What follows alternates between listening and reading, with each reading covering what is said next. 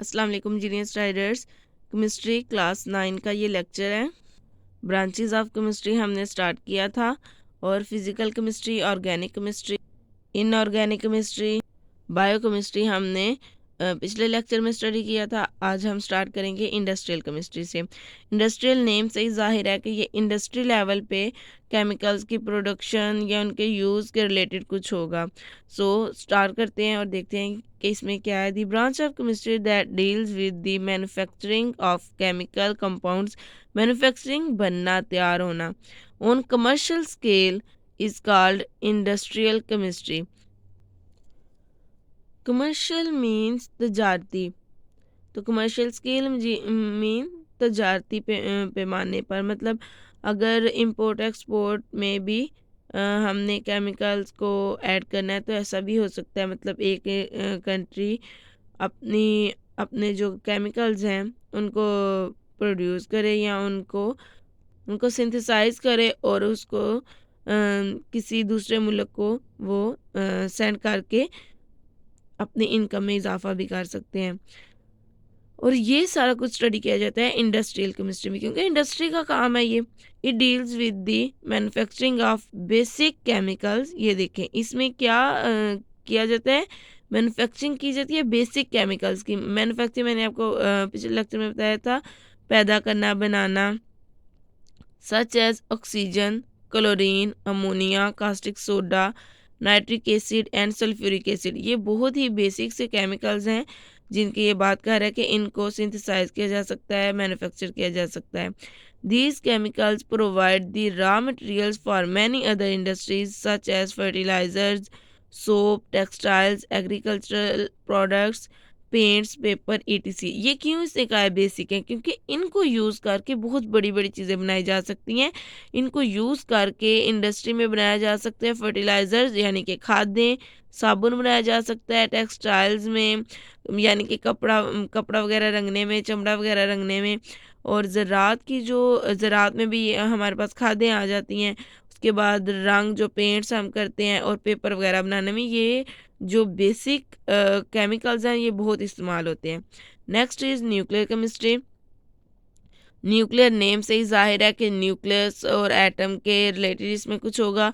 अगर एटम की आपको स्ट्रक्चर नहीं पता तो मेरी वीडियो में आप देख सकते हैं, स्ट्रक्चर ऑफ एटम की एक वीडियो है, उसको आप ज़रूर देखें ताकि उसके बगैर आपको न्यूक्लियस वगैरह की कुछ समझ नहीं आने वाली।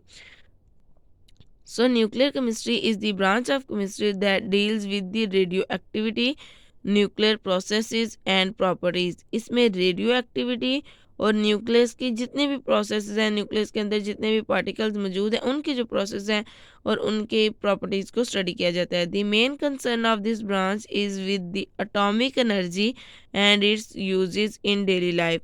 इसका जो मेन लेना देना है वो किसके साथ है, एटॉमिक एनर्जी के साथ, और उसको हम अपनी डेली लाइफ में किस तरह यूज़ कर सकते हैं। लाइफ में एनर्जी की तो हमेशा ज़रूरत पड़ती है। तो जो एटॉमिक एनर्जी है, एटम के अंदर जो न्यूक्लियस है ना, उसके रिएक्शंस में बहुत एनर्जी मौजूद है। अगर उसको कंट्रोल कर लिया जाए तो लाइफ ऐसे करें कि सेट हो जाएगी। It also includes the study of the chemical effects resulting from the absorption of radiation within animals, plants and other materials। अब वो जो रेडिएशंस निकलेंगी उस रिएक्शन से, अगर वो एनिमल्स पे या प्लांट्स पे या दूसरे किसी भी मटेरियल पे वो पड़ेंगी तो उसका इफ़ेक्ट क्या होगा वो भी हम न्यूक्लियर केमिस्ट्री में ही स्टडी करते हैं, क्योंकि वो न्यूक्लियस से ही रिलेटेड है। It has vast applications in medical treatment, और इसका बहुत ज़्यादा हाथ किस में है, मेडिकल ट्रीटमेंट में, जिसमें रेडियोथेरेपी होती है, preservation of food and generation of electrical power through nuclear reactors. हम फूड जो है हमारा खाना उसको हम सेव कर सकते हैं, और ये जो बिजली पैदा होती है इसमें भी इसका बहुत हाथ है। जैसे आप एक्सरे वगैरह कराते हो उसमें भी ट्रीटमेंट में क्या यूज़ हो रहा होता है, रेडिएशंस यूज़ हो रही होती हैं। तो यानी कि वो न्यूक्लियर केमिस्ट्री के अंडर जो काम हो रहा है उसी के रिलेटेड है जो एक्सरे है। सो ये मेडिकल में भी यूज़ हो रहा है। Next branch is environmental chemistry, यानी कि एनवायरनमेंट में हम केमिस्ट्री को स्टडी करेंगे। हमारे एनवायरनमेंट में कौन कौन से केमिकल्स हैं, वो क्या क्या कर रहे हैं, उनका फ़ायदा क्या है, नुकसान क्या है, वो सारा कुछ एनवायरमेंटल केमिस्ट्री में आएगा।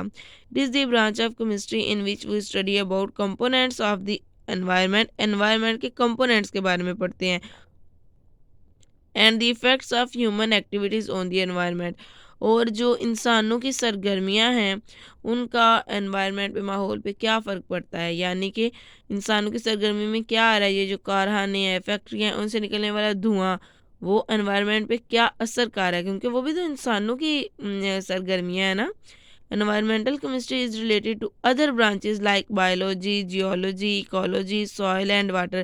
Environmental chemistry बाकी ब्रांचेस से भी रिलेशन में है, क्योंकि जब वो धुआं एनवायरनमेंट में जाएगा जो कि ह्यूमन एक्टिविटी से प्रोड्यूस हुआ है, तो वो जब जाएगा एनवायरनमेंट में को गंदा करेगा, आलूदा करेगा, और हम क्योंकि उसी एनवायरनमेंट में सांस ले रहे होते हैं, तो उससे क्या होगा, हमारी जो लंग्स हैं या जो भी उसमें डिस्टॉर्शन होगी, जो भी उसमें प्रॉब्लम होगी, वो क्या होगा, जब उसको स्टडी करने लगेंगे तो वो क्या होगा, वो बायोलॉजी होगी।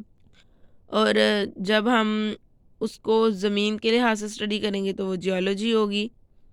और ecology, soil and water, soil यानी मट्टी में अगर वो केमिकल्स मट्टी में बहा दिए जाते हैं, पानी में बहा दिए जाते हैं, तो ये सारा कुछ भी तो उसी में से आ रहा है ना।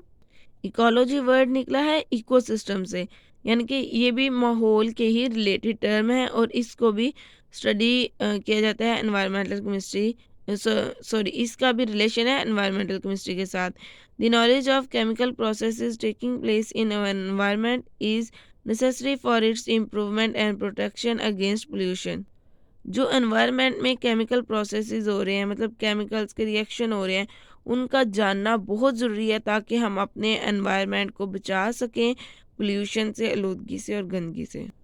Last one is analytical chemistry. Analytical chemistry is the branch of chemistry that deals with the separation and analysis of a sample to identify its component.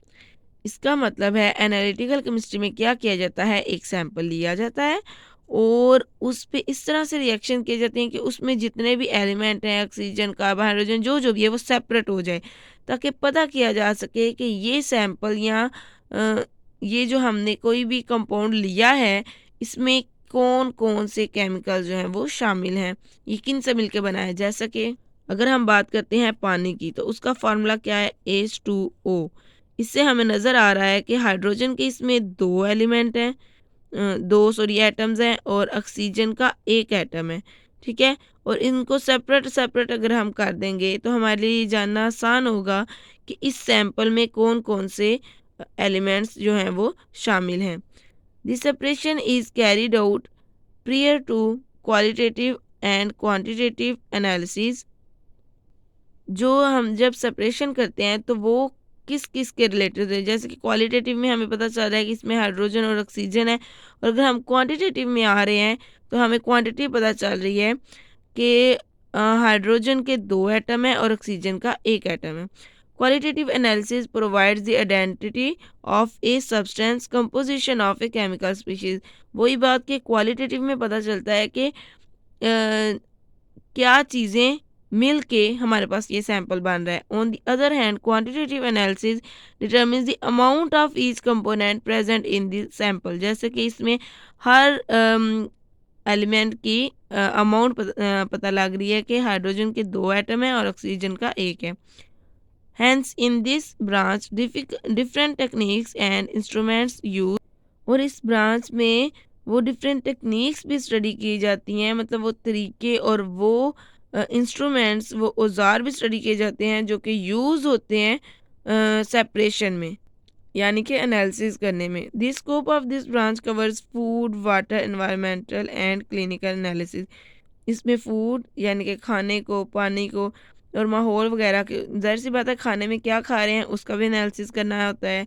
पानी हम जो पी रहे हैं वो गंदा है या नहीं है, उसमें कोई केमिकल तो शामिल नहीं होगा, उसका भी एनालिसिस करना होता है। एनवायरनमेंट में कौन कौन सी एनवायरनमेंट की गैसों में कौन कौन सी जहरीली गैस शामिल होगी, उसमें भी हमें एनालिसिस करना पड़ता है। और क्लिनिकल एनालिसिस में भी, क्लिनिकल मेडिकल में आ जाता है, तो उसमें भी कौन सी मेडिसिन क्या असर दिखा रही है, उसमें भी हमारे पास एनालिटिकल केमिस्ट्री जो है वो ऐड हो रही है।